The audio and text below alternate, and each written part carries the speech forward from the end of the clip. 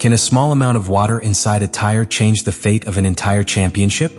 And what happens if this technique, although not entirely illegal, borders on the limits of the regulations? McLaren did it, and today we tell you everything.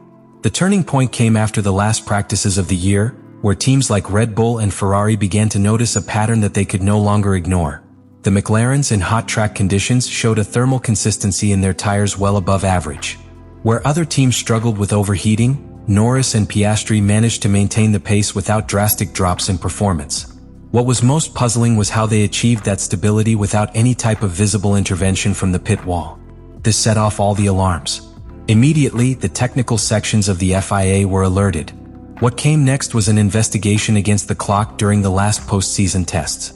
The review was thorough, focusing mainly on the procedures prior to tire mounting. And there came the key. McLaren was employing an unconventional, yet surprisingly effective method. They injected, before assembly and without any direct supervision in the car, a small amount of water or cooling fluid into the tires. This procedure did not violate, at least in strict writing, any rule established in the FIA technical regulations, since it was not an active modification on the track, nor was it an intervention on the pressure or temperature sensors, which would have been openly illegal. However, when the nature of the fluid used was known, a liquid with specific properties of controlled evaporation, the controversy broke out. The question floating among competing engineers was clear. If this was possible without being penalized, why wasn't everyone doing it? And how had McLaren managed to keep such a complex operation secret in a category where every millimeter of design and every technical step is audited? The secrecy was absolute. Even within their own ranks, many team members were unaware of the precise application of the technique. The procedure was limited to a small group within the technical cell that worked on tire management, and the work was carried out only in the pre-assembly phases, under protocols that did not require a formal declaration before the technical commissioners. To the viewer, everything seemed normal. But inside the paddock, the feeling was very different. Red Bull was the first to submit a confidential technical report to the FIA requesting a specific inspection of McLaren's inflation and thermal conditioning system. Ferrari was quick to join in, presenting data that suggested abnormal thermal behavior in the MCL39 compounds, especially in long stints with high fuel load. The suspicions were not unfounded. Information collected by the FIA revealed that, although the added liquid evaporated quickly upon reaching a certain internal temperature, its thermal absorption capacity completely altered the energy balance of the tire. This technique, in essence, acted as an internal thermal buffer that allowed McLaren to delay the critical overheating phase, something that for any other team was practically uncontrollable under certain conditions. From that moment on, a technical and political rift of enormous proportions opened. The FIA was faced with an unprecedented technical dilemma. The trick was not illegal under current regulations, but it was not completely ethical under the principles of technical fairness either. The line between innovation and exploiting regulatory loopholes has never been thinner. The scandal not only questioned the performance of the Woking team, but also the effectiveness and clarity of the current regulations. To understand why this technical trick generated such a stir, you first have to delve into the pure physics applied to high-level motorsport. What McLaren did was not simply add a fluid on a whim. It was a decision carefully designed to exploit one of the most powerful and subtle thermodynamic principles that exist, the latent heat of vaporization.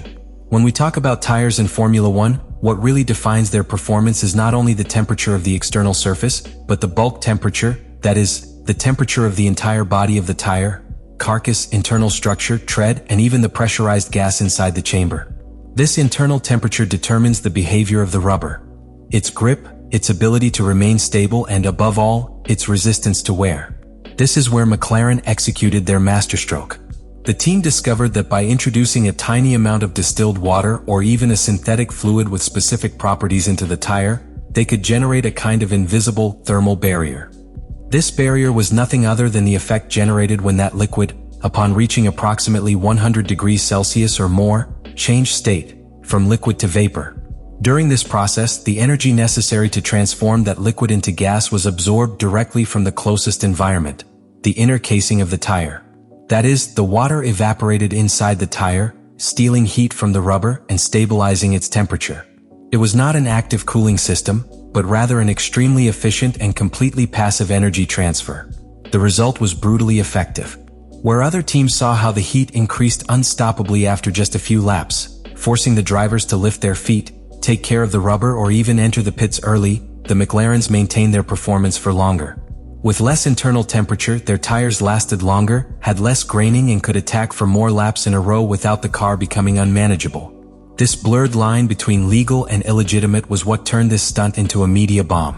Technically, the only way to detect the presence of the fluid would be through a complete disassembly and post-race analysis, or very specific pre-inspections, which were not included in the usual FIA protocol. Many wondered how McLaren came to this discovery.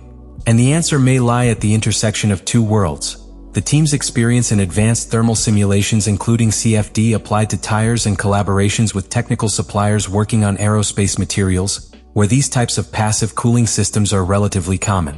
The most surprising of all is that, according to some anonymous engineers who spoke to British media, this technique was originally tested as a way to control the internal pressure of the tires during the inflation phase, seeking to keep the pressures on the track within the ideal range. But the team discovered, almost by accident, that the thermal benefits were even greater than the pressure benefits. What seemed to be a lateral experiment became a fundamental tool to master tire management during the 2025 season. And they did it without skipping a single line of the technical regulations. Legal, yes, but deeply controversial. This move not only reveals the level of technical sophistication that McLaren has achieved in recent years, but also the way in which the brightest teams on the grid explore every last millimeter of the regulations to gain an advantage. It's not just about building a fast car, it's about manipulating racing conditions from within, at the heart of the vehicle, the tires. The moment the FIA confirmed the existence of McLaren's internal tire cooling system, the entire series ground to a halt. The preliminary report did not speak of illegality, but of an unforeseen technical gap that required urgent review.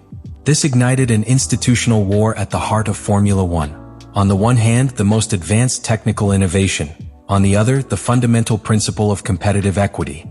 Red Bull was the first to explode. Christian Horner, in a press conference after the Abu Dhabi GP, did not hesitate to describe McLaren's system as a covert manipulation of the regulations. Although he did not use the word cheat openly, his language was stinging. He spoke of deliberate abuse of gray areas and called for a firm reaction from the technical stewards. Ferrari, led by Frédéric Vasseur, was more diplomatic, but equally insistent. If a team can modify the thermal efficiency of the tire without external intervention, that requires immediate regulation to preserve a level playing field. The FIA was then faced with a very high-risk dilemma: act harshly and retroactively penalize McLaren, with the possibility of altering the result of the championship, or limit itself to closing the regulatory gap for 2026, de facto validating what happened in 2025. It chose the latter. But beyond the technical, what this case has provoked is a philosophical review of the values of Formula One. Should the regulations be a set of prohibitions that closes all doors, or should it allow ingenuity to flourish, even if this implies moments of conflict? Where is the balance between punishing mischief and rewarding genius? These questions, although uncomfortable, are what make this sport so fascinating. Ultimately, what McLaren unleashed is more than a controversy. It's an inflection. A twist that reminds us that Formula One is not just a championship of drivers or cars, but a competition of brains, of ideas, of interpretations. And like any living system, the regulation evolves at the same pace as those who try to break it. Let me know in the comments what you think about all this.